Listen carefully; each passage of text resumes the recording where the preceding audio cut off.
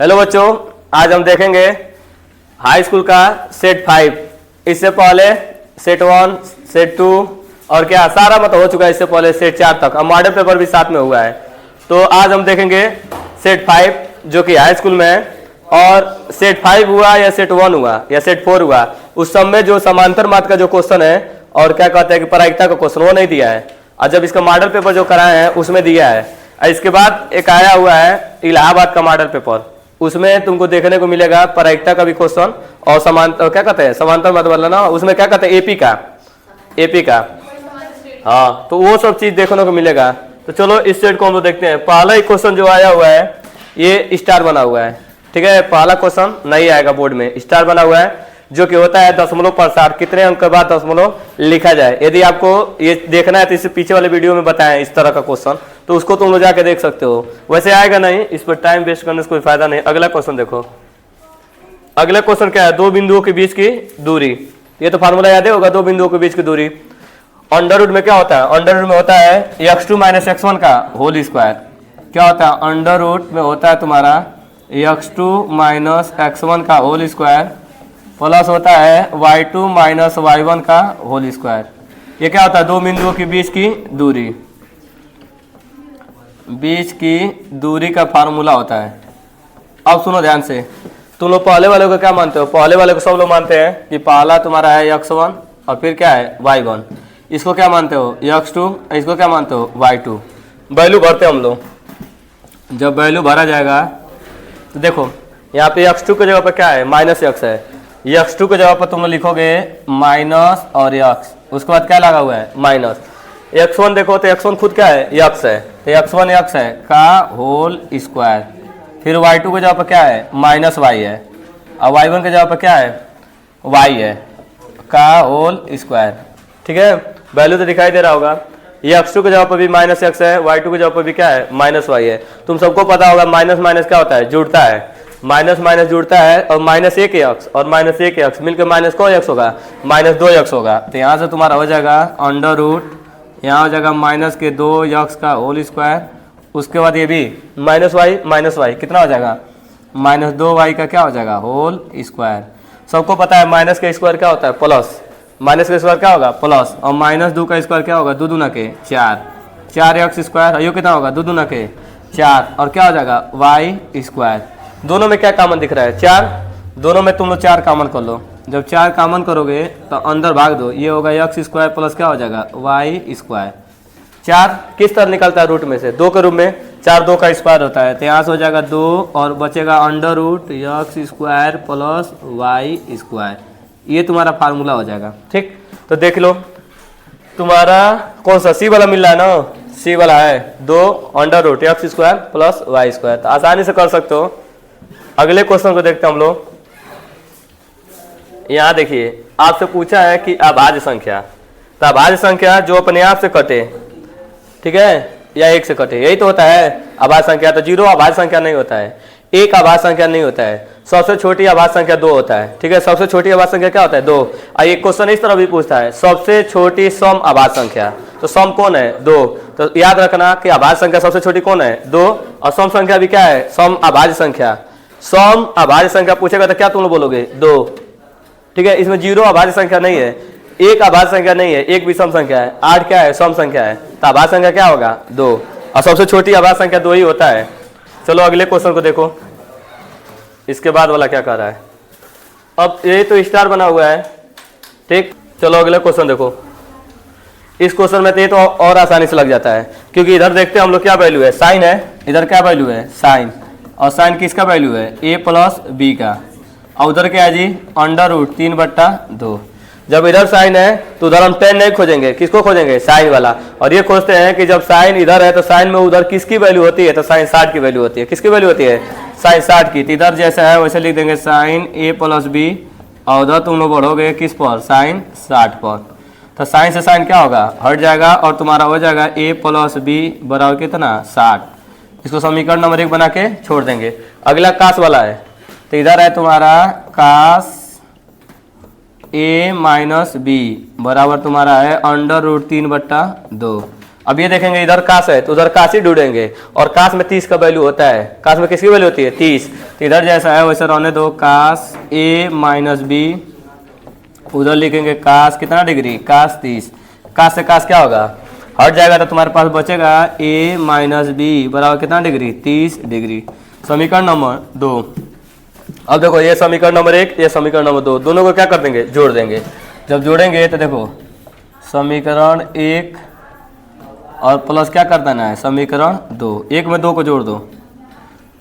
जोड़ते कैसे हैं, बाएं वाला बाएं तरफ जोड़ता है, दाहिने वाला दाएं तरफ, तो बाएं वाला कौन है, तो बाएं वाला है तुम्हारा a प्लस बी, और इधर नीचे क्या है a माइनस बी, उधर कितना है 60 और कितना है 30।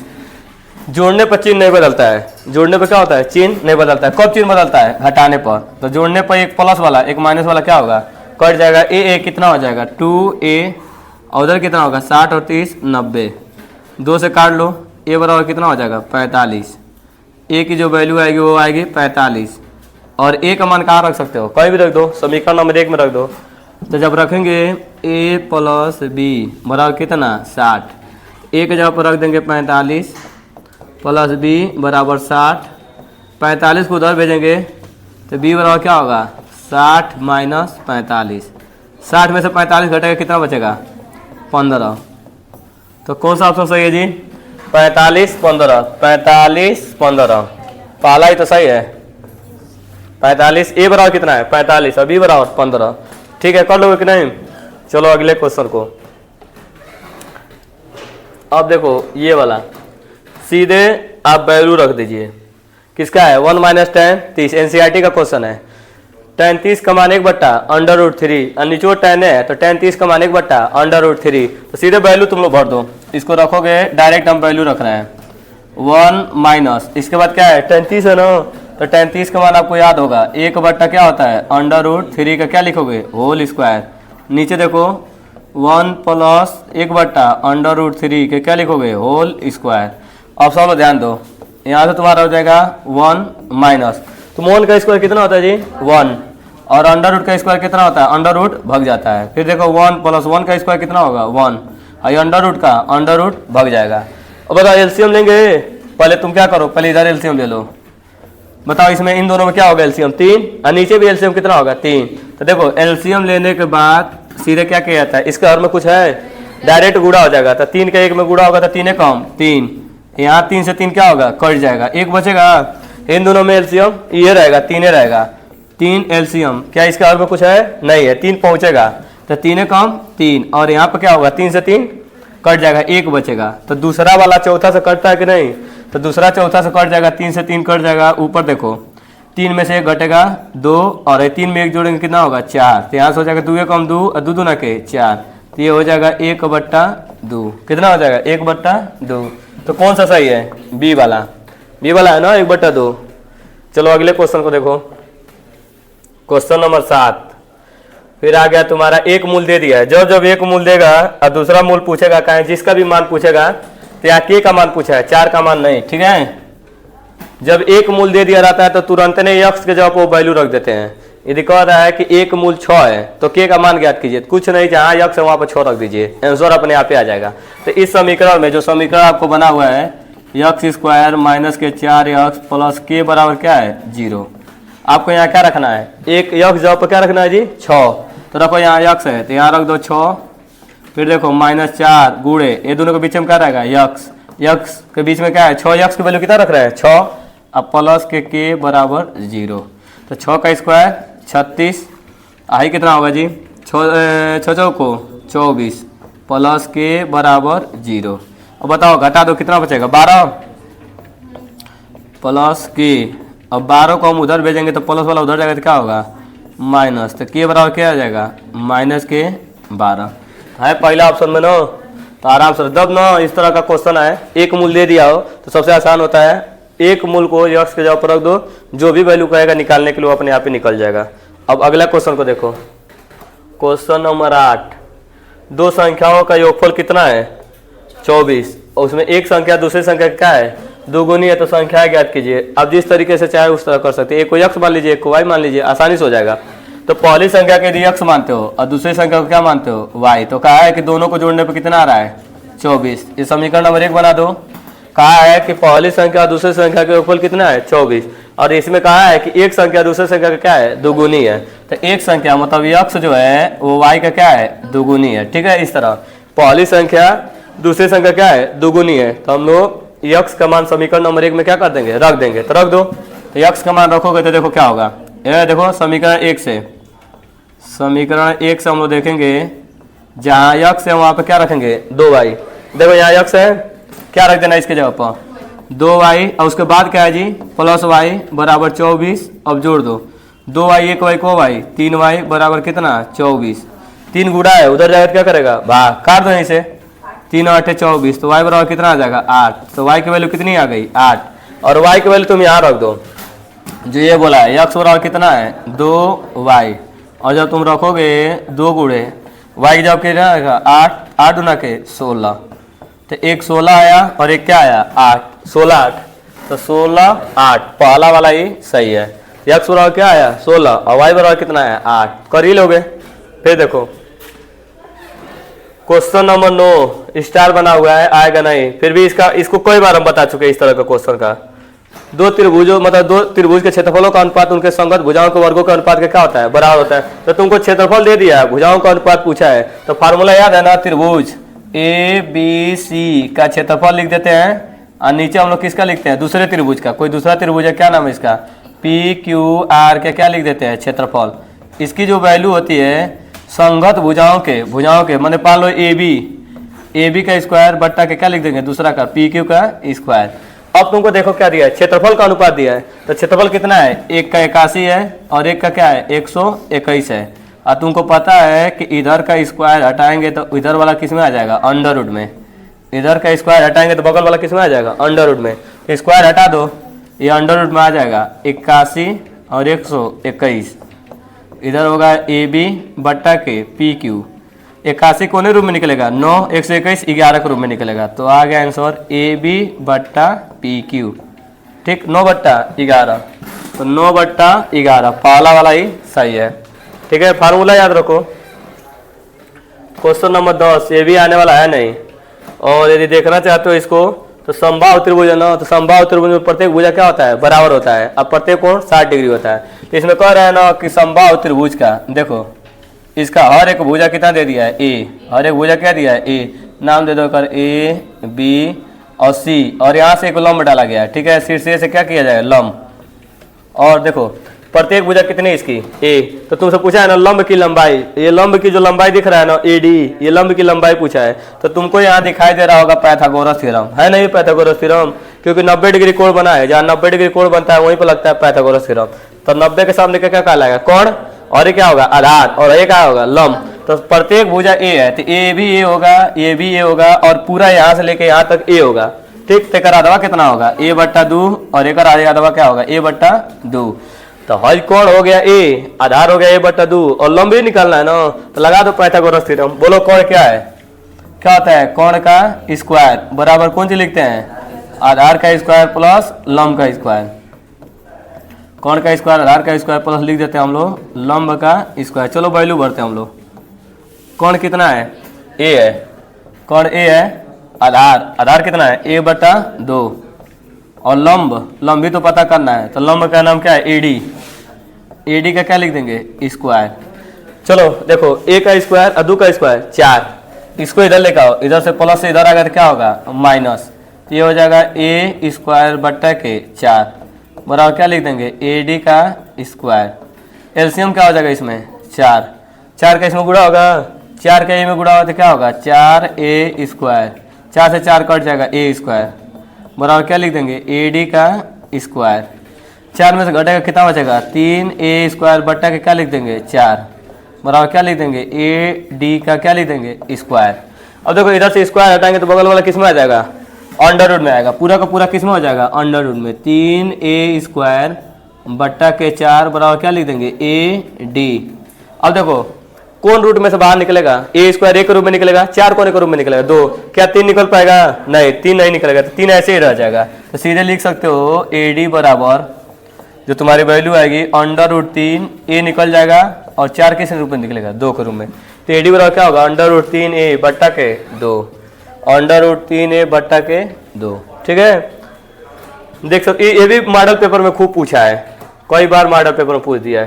क्वेश्चन नंबर 11 देखो, क्वेश्चन में कह रहा है कि 1/2 व्यास दिया है, तो व्यास क्या होता है 2r, व्यास क्या होता है त्रिज्या का दुगुना 2r, व्यास बराबर दिया है 1/2 सेंटीमीटर। तो तुमको पता है कि त्रिज्या क्या है जी, 2 गुणा में इधर जाएगा तो क्या करेगा भाग, तो बोलो त्रिज्या 1/4, 2 दूना के 4, तो इसकी त्रिज्या हो जाएगी 1/2। आगे सुनो, कह रहा है कि ठोस अर्धगोले का क्या बताना है, संपूर्ण अर्धगोले का संपूर्ण पृष्ठीय क्षेत्रफल क्या होता है 3πr²। देखो तो इसमें अर्धगोला है, ठीक है, पूरा गोला नहीं है, तो हम लोग लिखेंगे अर्धगोले का। ध्यान दो, अर्धगोले का जो गोला है क्या निकालना है, अर्धगोले का, अर्धगोले का निकालना है, क्या निकालना है संपूर्ण पृष्ठ। फार्मूला आपको याद होना चाहिए 3πr²। वैल्यू भरते हैं 3, पाई का मान रखना है नहीं रखना, पाई के रूप में लाना है। आर कितना है, आर है 1/4, 1/4 का स्क्वायर 2 बार लिख दो क्योंकि इसका स्क्वायर है ना, तो 1/4 को 2 बार लिख दो, तो लिखेंगे 1/4 गुणे 1/4, तो 4 में 4 का गुणा हुआ था 4 चौको 16, और ऊपर कितना रहेगा 3 और पाई, और सेंटीमीटर स्क्वायर रहेगा क्योंकि सेंटीमीटर क्षेत्रफल है तो सेंटीमीटर स्क्वायर। तो देखते हैं 3/16 पाई, बी वाला है ना, ये वाला सही है 3/16 पाई, कर लोगे ना।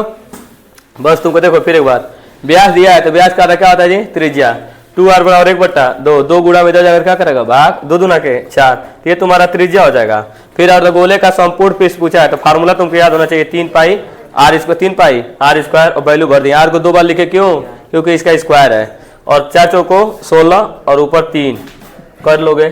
चलो अगले क्वेश्चन को देखो, क्वेश्चन नंबर 12। अब देखो ये आया त्रिज्यखंड का क्षेत्रफल क्या होता है, θ 360 πr², क्या होता है जी θ 360 πr²।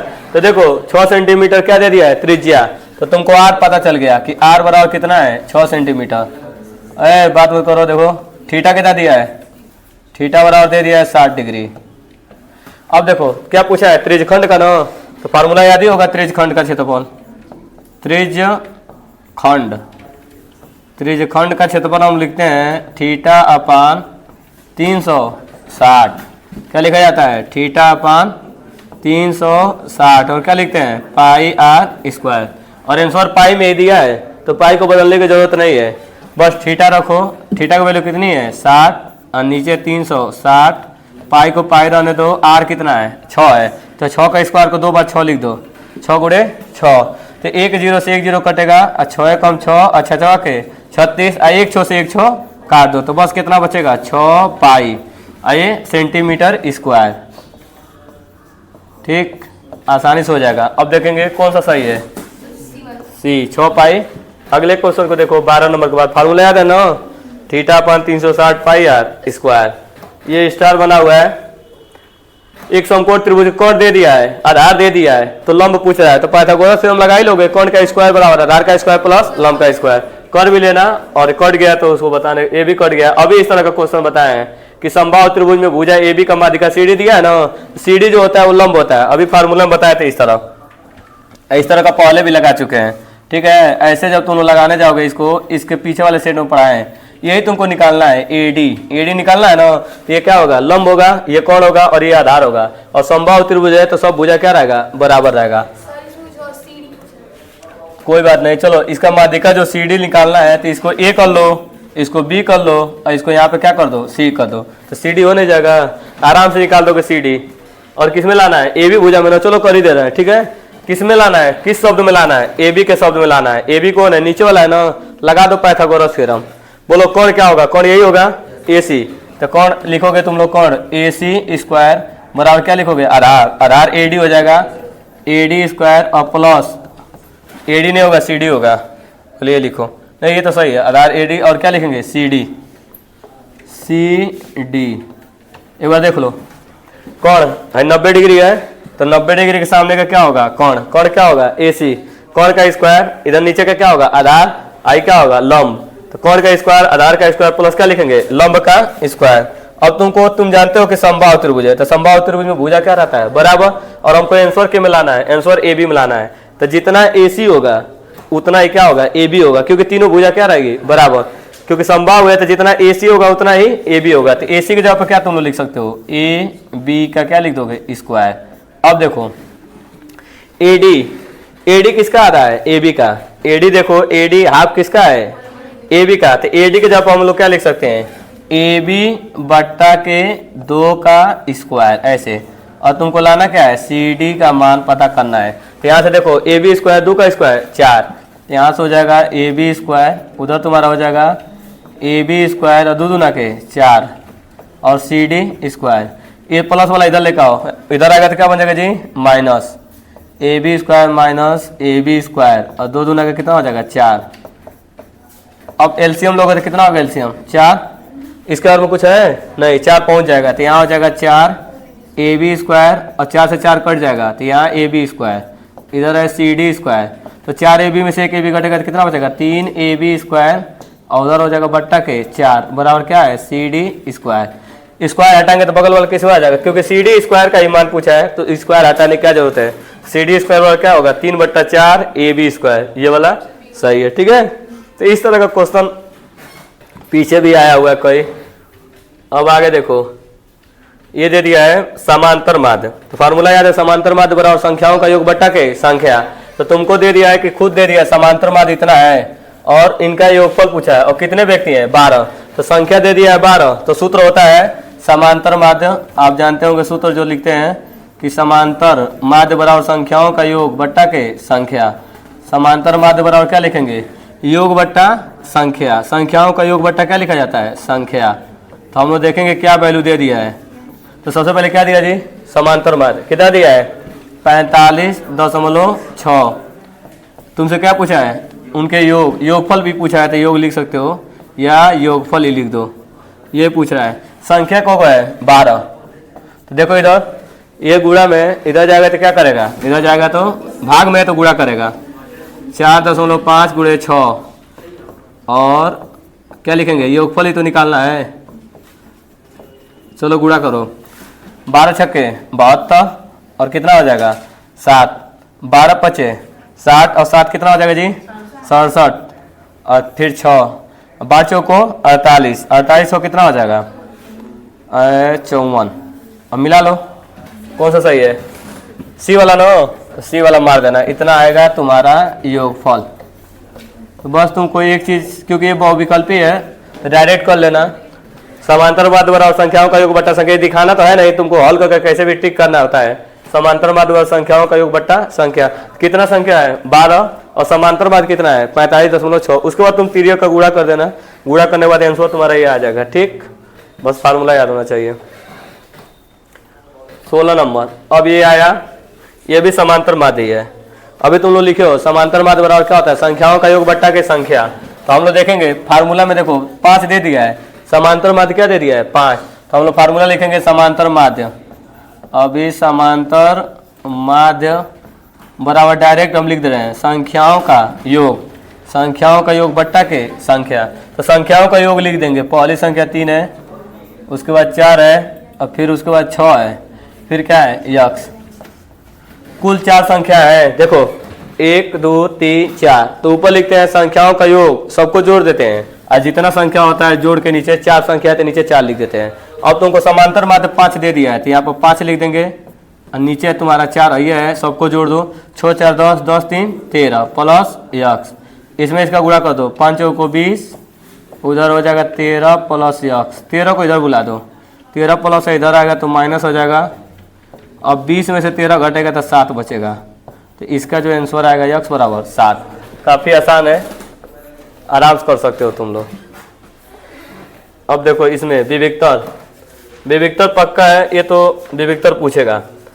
पहले इसको विविक्तर के रूप में इसको सही तरीके से करेंगे, द्विघात के रूप में। द्विघात का मानक रूप जो होता है वो तुमको पता होना चाहिए, A X square plus B X plus C बराबर 0। ये द्विघात का मानक रूप होता है। इस रूप में लाएंगे तो सबसे पहले इन दोनों में क्या लेंगे, एलसीएम। तो एलसीएम हो जाएगा यक्स, इसके और में कुछ नहीं है तो यक्स क्या होगा पहुंच जाएगा। तो यक्स में यक्स का गुणा होगा तो क्या होगा यक्स स्क्वायर और यहाँ पे यक्स यक्स करके कितना होगा 1 बराबर 1। ये भाग में इधर जाएगा तो क्या करेगा, गुणा। तो एक में यक्स से गुणा होगा तो क्या रह जाएगा, यक्स। तो यहाँ से हो जाएगा यक्स स्क्वायर माइनस 1 बराबर क्या लिखेंगे, यक्स। इस यक्स को बुलाएंगे इधर, इधर प्लस है तो इधर आ गया तो क्या होगा, माइनस। तो माइनस यक्स माइनस 1 बराबर 0। विविक्तर होता है डी बराबर क्या होता है, बी स्क्वायर माइनस 4ac। ए विविक्तर होता है, डी बराबर बी स्क्वायर माइनस 4ac। अब वैल्यू भरेंगे बी, तो बी यक्स का गुणांक लिखते हैं। ए क्या होता है, यक्स स्क्वायर का गुणांक। यक्स स्क्वायर के बगल में जो रहता है ए होता है, यक्स के जो बगल में बी रहता है, और बी ने जिसमें यक्स न लगा हो क्या होता है, सी होता है। तो देखो बी का मतलब क्या है, बी का मतलब ये है, बी का मतलब ये है, क्या लिखेंगे, माइनस के 1 का स्क्वायर माइनस 4, ए के जगह पर, ए के जगह पर 1 है, और देखो सी के जगह पर क्या है, सी के जगह पर माइनस 1 है। तो यहाँ से तुम्हारा हो जाएगा माइनस का स्क्वायर क्या लिखेंगे, प्लस 1, अब माइनस माइनस प्लस 4, और 4 1 कितना हो जाएगा, 5। तो ये तुम्हारा आ जाएगा विविक्तर। तो ऑप्शन नंबर कौन सा सही है, ऑप्शन नंबर 4। तो पहले इसको क्या किया गया है, पहले द्विघात के रूप में चेंज करेंगे, फिर जब का फार्मूला लगाएंगे डी बराबर बी स्क्वायर माइनस 4ac। अब देखो इसमें ये क्वेश्चन है, एक आयताकार खेत का क्षेत्रफल, क्षेत्रफल क्या होता है, आयत का लंबाई गुणे चौड़ाई। तो आयत जो खेत है उसकी लंबाई कर रहा है, उसकी लंबाई उसके चौड़ाई से कितना अधिक है, 1। तो हमेशा लंबाई बड़ा होता है और चौड़ाई क्या होता है, छोटा होता है। चौड़ाई को छोटे वाले को यक्स मानते हैं, बड़े वाले को नहीं। तो छोटे वाले को चौड़ाई को यक्स मानेंगे तो लंबाई x + 1 होगा, क्योंकि लंबाई जो है चौड़ाई से 1 क्या है, अधिक है। कभी भी ना लंबाई बड़ा होगा और चौड़ाई क्या होगा, छोटा। और किसको यक्स मानेंगे, छोटे वाले को। तो छोटा कौन है, चौड़ाई। तो हम लोग मान लेते हैं कि चौड़ाई यक्स है, मानो इसमें चौड़ाई। तो जो तुम चौड़ाई यक्स मानोगे तो ऑटोमेटिक चौड़ाई क्या ले लेंगे, यक्स मीटर। तो इसकी लंबाई 1 अधिक होगी, तो इसकी जो लंबाई आपकी आएगी वो 1 अधिक आएगी। तो इसकी लंबाई तुम लिखोगे यक्स + 1 और क्या लिख दोगे, मीटर। और फार्मूला में कह रहा है क्षेत्रफल, तो क्षेत्रफल क्या होता है, लंबाई गुणे चौड़ाई। तो लंबाई गुणे चौड़ाई बराबर होता है क्षेत्रफल, और क्षेत्रफल दे दिया 30 मीटर स्क्वायर। अब रखो, तो तुम लंबाई के जगह पे क्या रखोगे, यक्स + 1, और गुणे चौड़ाई के जगह पे क्या रखोगे, यक्स। अंदर गुणा करोगे दोनों में, यक्स में यक्स का गुणा होगा तो यक्स स्क्वायर, और यक्स में 1 का गुणा होगा तो यक्स। 30 को इधर लेकर आ जाओ, प्लस 30 इधर आ गया तो क्या होगा, -30 बराबर क्या लिख देंगे, 0। गुणा करने पर 30 है और जोड़ने घटाने पे 1, 6 5 क्या हुआ। अच्छा बस इसी में पूछा है क्या, और बढ़िया है, फैक्टराइजेशन नहीं करना पड़ा। तो देखते हैं कौन वाला सही है। तो सही आपका है ये वाला, सी वाला सही है, क्योंकि x स्क्वायर + x माइनस के 30। चलो बहुविकल्पी में बहुत बड़ा नहीं देता है, ठीक है, और बढ़िया है, मेहनत नहीं करना पड़ रहा है। चलो 19 नंबर देखो, 19 नंबर वाला देखो, ये जो क्वेश्चन पूछा है ना बहुत रिपीटेड क्वेश्चन है।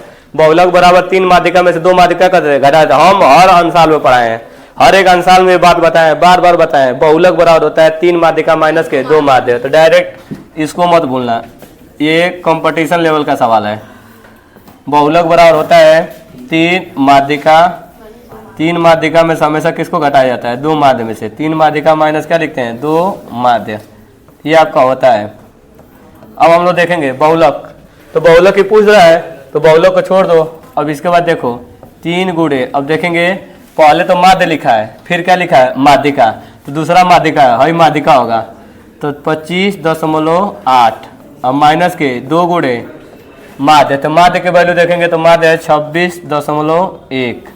अब अंदर गुणा करो, 8 3 के 24 के 4 हासिल 2, और हो जाएगा 5 3 15, 15 2 17, और 3 दूना के 6 6 1 7। अब इसमें गुणा कर लो, 2 1 कम 2, और 6 दूना के 12, और 2 दूना के 4 1 5। अब घटा दो, 2 में से 4 में से 2 घटेगा तो 2 बचेगा, 7 में से घटेगा तो 5, और ये घटेगा तो 2, 25.2। तो 25.2 कौन सा है, सी वाला आपका सही है।